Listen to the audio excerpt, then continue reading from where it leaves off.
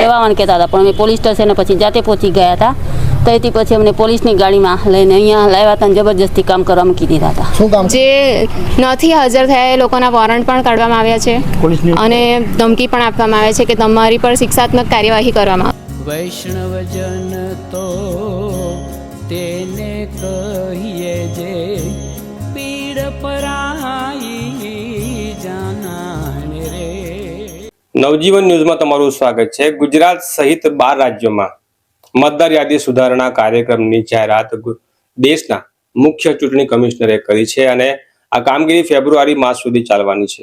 આ તમામ પ્રક્રિયા માટે આંગણવાડી કાર્યકર્તાઓ, આંગણવાડી બહેનો છે, તેમની ઉપર કામગીરીનું ભારણ નાખવામાં આવ્યું છે. શિક્ષકો ઉપર પણ આ કામગીરીનું ભારણ નાખવામાં આવ્યું છે, જેની સામે હવે મોટા પાયે વિરોધ શરૂ થઈ ગયો છે.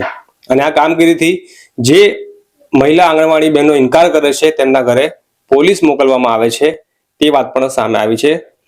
આજે નર્મદાની નાંદોદ તાલુકા મામલતદાર કચેરી પર મોટી સંખ્યામાં આંગણવાડી બહેનો પહોંચી હતી અને તેમણે આવેદનપત્ર આપી આ કામગીરી સામે પોતાનો વિરોધ નોંધાવ્યો હતો. ત્યારબાદ નવજીવન ન્યૂઝ સાથે આ મુદ્દે વાત કરી છે. કારણ કે અમને બીએલઓની કામગીરી સોંપવામાં આવેલ છે અને બીએલઓની કામગીરીનું ભારણ એટલું બધું છે, પ્લસ કે અમારી આઈસીડીએસની કામગીરી પણ એટલી બધી છે, તો બીએલઓની કામગીરી અમારાથી થઈ શકે એમ છે નહીં. કામગીરીમાં પહેલાં તો અમને 2002ની યાદી અને 2025ની યાદી એ બેમાં સરખામણી કરવાની હતી કે કયા લિસ્ટમાં કયા નામો છે.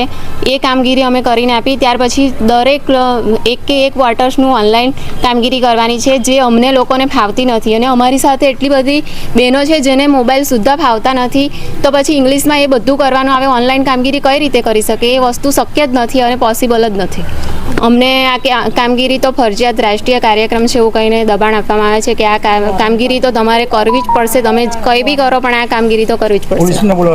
હા, વોરંટ પણ જે નથી હાજર થયા એ લોકોના વોરંટ પણ કાઢવામાં આવ્યા છે અને ધમકી પણ આપવામાં આવે છે કે તમારી પર શિક્ષાત્મક કાર્યવાહી કરવામાં આવશે. બીએલઓની કામગીરી માટે એવું કહેવાય છે કે તમારા ઘરે પોલીસ પણ મોકલી હતી સરકારે કે ભાઈ તમે આવો?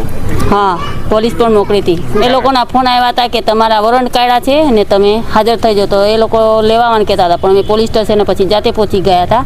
ત્યાંથી પછી અમને પોલીસની ગાડીમાં લઈને અહીંયા લાવ્યા હતા અને જબરજસ્તી કામ કરવા મૂકી દીધા હતા. શું કામ કરાવતા? બીએલઓની કામગીરી. કયું ગામ તમારું? રાજુવાડિયા 1. શું નામ તમારું? શારદાબેન રાજેશભાઈ વસાવા. રાજુવાડિયા 2 અમને તાત્કાલિક પકડ વોરંટ મામલતદારમાંથી કાઢ્યું હતું અને એમને સાંજે ફોન આવ્યો હતો કે મામલતદારમાં તમારે હાજર રહેવાનું.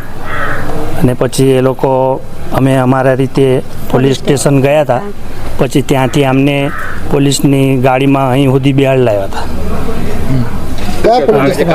આમલેતા. અને સરકાર અમને જબરજસ્તી કામ કરાવે છે ને વધારાની કામગીરી પણ કરાવે છે.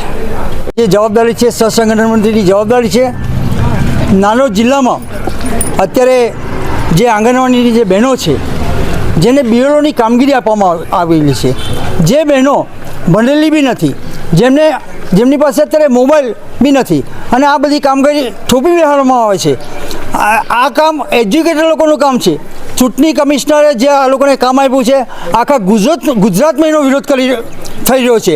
અત્યારે આંગણવાડીમાં ભારતીય મજદૂર સંઘ તરફથી જે આંગણવાડીની બહેનો છે એ કામ બિલકુલ બંધ કરેલું છે અને એના માટે અમે 10 તારીખે અમદાવાદની અંદર આક્રોશ રેલીનું આયોજન કરવામાં આવેલ છે.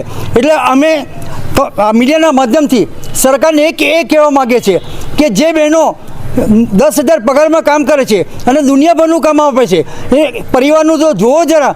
અને આવી રીતના તમે કામ થોપી બેસશો તો પછી ભણેલા લોકો શું કરશે? ભણેલા લોકો પાસે કરાવો ને કામ. એટલે ભારતીય મજદૂર સંઘ એનો સખત વિરોધ કરે છે. એટલા માટે અમે તમને કહીએ છીએ કે સરકારને બી કહીએ છીએ કે આમાં જે બી થાય કંઈક ઘટતો રસ્તો કરો, બાકી આવનાર દિવસોમાં આનાથી જલદ આંદોલન થશે.